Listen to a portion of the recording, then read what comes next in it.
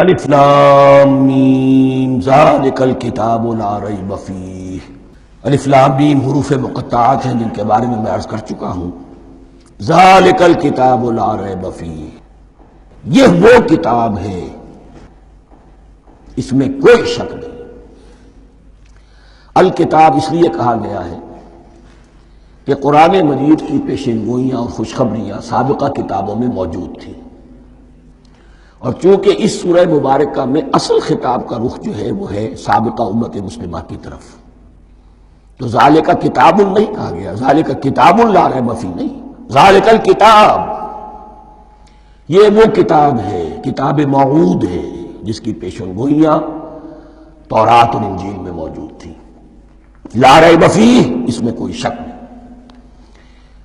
حرف اورا ریب نئے، تبدیل نئے، یہی الفاظ آئے ہیں سورہ سجدہ کے شروع میں بھی، الف لام میم تنزیل الکتاب لا ریب فیہ رب العالمین، لا ریب فیہ من رب العالمین، فیہ ھدی للمتقین۔ فیہ دونوں طرف مل سکتا ہے، لا ریب فیہ اسے معانقہ کہتے ہیں، لا ریب فیہ پڑھیں گے تو ھدی سے شروع کر دیں گے، لا ریب پر ختم کر دیں گے تو فیہ ھدی للمتقین، یہ دونوں معنی درست ہوں گے۔ ھدی للمتقین یہ ہدایت ہے، رہنمائی ہے اہل تقویٰ میں جو بچنا چاہیں۔ تقویٰ کا اصل مفہوم سمجھ لیجئے، وقا یقی کسی کو بچانا، تقویٰ خود بچنا۔ جن لوگوں کے اندر فطرت سلیمہ ہوتی ہے ان میں اخلاقی حس موجود ہوتی ہے، وہ بری چیز سے بچنا چاہتے ہیں، بھلی کو حاصل کرنا چاہتے ہیں، وہ لوگ ہیں کہ جو گویا کہ اس قرآن کا اصل مخاطب ہے، وہی اس سے استفادہ کر سکیں گے۔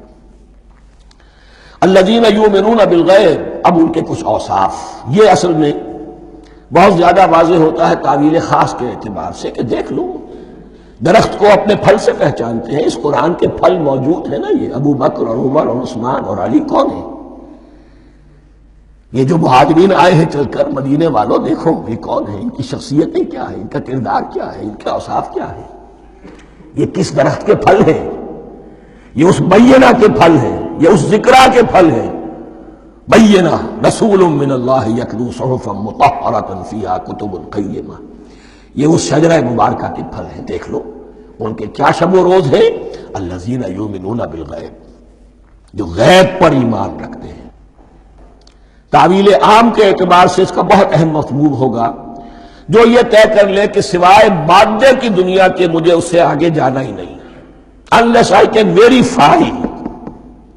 آپ کو معلوم ہے کہ میٹیریل جو حقائق ہیں وہ تو آپ ویریفائی کر سکتے ہیں، آنکھ سے دیکھ سکتے ہیں، کان سے سن سکتے ہیں، ویریفائڈ ہے۔ جو یہ سمجھ لے گا کہ اس کے بیونڈ کچھ نہیں ہے، اس کے لیے قرآن میں کوئی ہدایت نہیں۔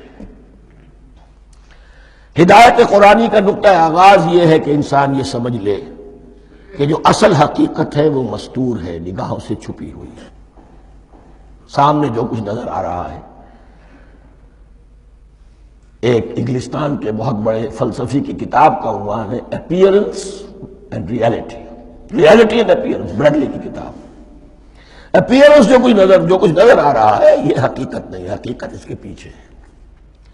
اور کنفیوشس کا ایک جملہ ہے جو بہت بڑا حکیم اور فلسفی تھا، چین کا بہت بڑا حکیم اور فلسفی، اور ہو سکتا ہے کہ نبی ہو، واللہ عالم، ہم کہہ نہیں سکتے۔ اس کی تعلیم بڑی اخلاقی تعلیم ہے، اور اس کا جملہ سنیے، یہ یؤمنون بالغیب کی اس سے زیادہ صحیح تشریح ممکن نہیں ہے۔ There are certain things, there's nothing more real than what cannot be seen, and there's nothing more certain than what cannot be heard۔ وہ حقائق جو آنکھوں سے نہیں دیکھے جا سکتے اور کانوں سے نہیں سنے جا سکتے، ان سے زیادہ یقینی اور واقعی حقائق اور کوئی نہیں۔ There's nothing more real than what cannot be seen, and there's nothing more certain than what cannot be heard۔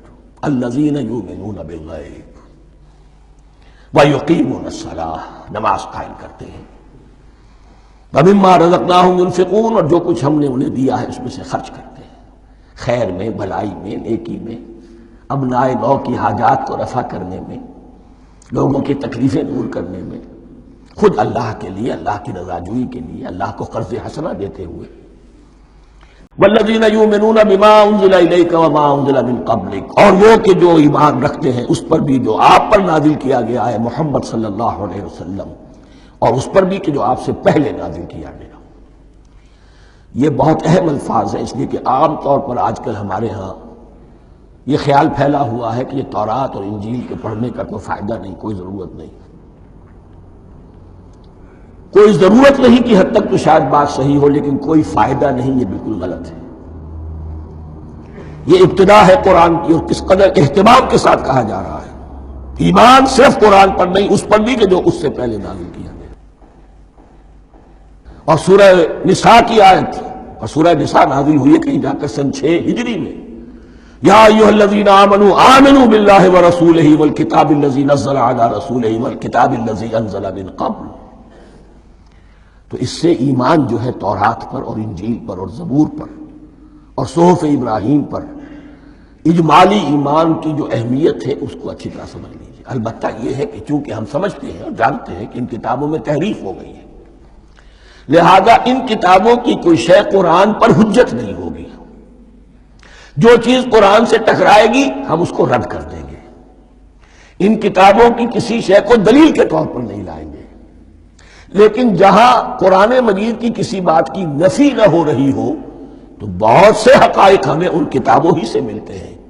انبیاء کے مابین جو زمانی ترتیب ہے، کرونالوجیکل آرڈر جو ہے، وہ تو ہمیں تورات سے ملتا ہے، قرآن میں تو نہیں۔ قرآن میں کبھی حضرت نوح کا ذکر بعد میں ہے، حضرت موسیٰ کا پہلے، وہاں تو کسی اور پہلو سے ترتیب آتی ہے، لیکن وہاں ہمیں تاریخ ملتی ہے ابراہیم کی، اسحاق کی، یعقوب کی، انبیاء بنی اسرائیل کی، موسیٰ کی، عیسیٰ کی، یہ ساری چیزیں۔ تو اس کی اہمیت جو ہے اس کو سمجھ لیجئے۔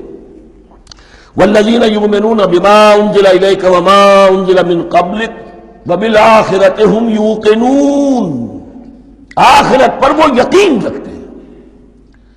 نوٹ کرنے والی بات کیا ہے کہ باقی سب چیزوں کے لیے لفظ ایمان آیا، آخرت کے لیے ایقان کیوں؟ واقعہ یہ ہے کہ انسان کے عمل کے اعتبار سے سب سے زیادہ مؤثر شے ایمان بالآخرہ ہے۔ ایمان بالآخرہ ہے تو عمل سیدھا رہے گا کہ ہاں مجھے جواب دہی کرنی ہے، جانا ہے، اٹھنا ہے، اللہ کے حضور حاضری ہے۔ اگر یہ یقین ہے تو عمل صحیح ہوگا۔ اس میں کمی ہو گئی تو توحید جو ہے وہ بھی بس ایک عقیدہ، ایک ڈوگما بن کے رہ جائے گی۔ ایمان بالرسالت بھی بدعات کو جنم دے گا۔ عید میلاد نبی منا لیجئے، اور کچھ عشقیہ اشعار کہہ دیجئے، نعتیہ اشعار کہہ دیجئے، اللہ اللہ خیر صلی اللہ، یہ ایمان بالرسالت کے مظہر ہوں گے۔ عمل انسان کا درست ہوتا ہے آخرت کے یقین کے ساتھ۔ وَبِالْآخِرَةِ هُمْ يُوقِنُونَ، آخرت پر انہی کا یقین ہے، انہی کا یقین ہے۔ یہ حصر بھی ہے اس اعتبار سے کہ یہودی میں مدعی تھے کہ ہم آخرت پر یقین رکھتے ہیں، یہاں کنٹراسٹ دکھایا جا رہا ہے، آخرت پر یقین رکھنے والے یہ لوگ ہیں۔ اور تعویل خاص کے اعتبار سے وہ لوگ موجود ہیں تمہاری نگاہوں کے سامنے۔ 13 برس کی محنت کی کمائی محمد الرسول اللہ صلی اللہ علیہ وسلم کی، اس کتاب کی، یتلو علیہم آیاتہ ویزکیہم ویعلمہم الکتاب والحکمہ، اس کا جو نتیجہ ہے وہ تمہارے سامنے۔ اولئک علی ھدی من ربہم، یہ وہ لوگ ہیں جو اپنے رب کی طرف سے ہدایت پر ہیں۔ وہ ابتدائی ہدایت بھی ان کے پاس تھی، اور یہ تکمیلی ہدایت بھی، قرآن پر بھی ان کا یقین پورا ہے، اور محمد کا اتباع بھی وہ کر رہے ہیں۔ وَأُولَٰئِكَ هُمُ الْمُفْلِحُونَ، اور یہی وہ لوگ ہیں جو فلاح پانے والے ہیں۔ فلاح کا لفظ بھی قرآن مجید کی بڑی اہم اصطلاح ہے، منزل مراد کو پہنچ جانا، کسی باطنی حقیقت کا عیا ہو جانا۔ اسی لیے اس پر پھر گفتگو انشاءاللہ ہوگی سورہ مومنون کے شروع میں، لیکن یہ کہ فلاح پانے والے، کامیاب ہونے والے اصل میں یہی لوگ ہیں۔ تو گویا کہ تعویل خاص میں صحابہ کرام کی طرف اشارہ ہو گیا، تعویل عام میں ہر شخص کو بتا دیا گیا اگر قرآن کی ہدایت سے مستفید ہونا ہے تو یہ اوصاف اپنے اندر پیدا کرو۔